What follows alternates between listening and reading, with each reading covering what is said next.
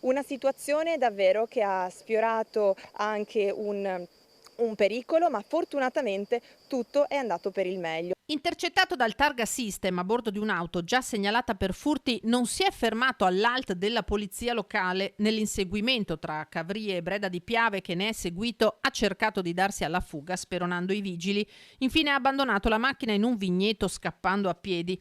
Non l'ha però fatta franca un 22enne di origini campane che i carabinieri di San Biagio, andati immediatamente in supporto, hanno rintracciato poco dopo e denunciato, non solo per resistenza a pubblico ufficiale ma anche per truffa aggravata. Nella vettura infatti la sorpresa, diversi monili in oro che il giovane aveva appena sottratto con la truffa del finto carabiniere a un'anziana di 84 anni nella stessa zona in cui è partito l'inseguimento, quella di via Santo Menna. Questione di minuti, provvidenziale l'intervento delle forze dell'ordine. È stata fatta giustizia e la vittima ha potuto anche riavere la rifurtiva. Ovviamente rimane il grande spavento in queste circostanze e rimane alta l'attenzione sul tema delle truffe, soprattutto per le persone maggiormente vulnerabili. Finto carabiniere, finto incidente, truffa dello specchietto, gli episodi si susseguono. La sindaca torna a chiedere di fare attenzione a chi si presenta alla porta chiedendo soldi o preziosi. E lo stesso appello vale anche per la truffa che riguarda le carte di identità cartacee.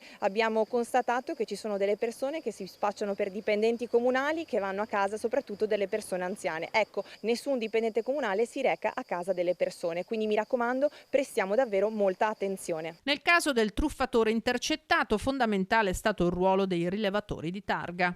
La nostra azione sarà quella ancora di più di implementare il sistema di videosorveglianza. Abbiamo visto che funziona e quindi nonostante questo non possa essere un deterrente a monte, lo è sicuramente perché riusciamo anche nei casi più spiacevoli a riuscire ad intercettare queste persone ed allontanarle dal nostro territorio.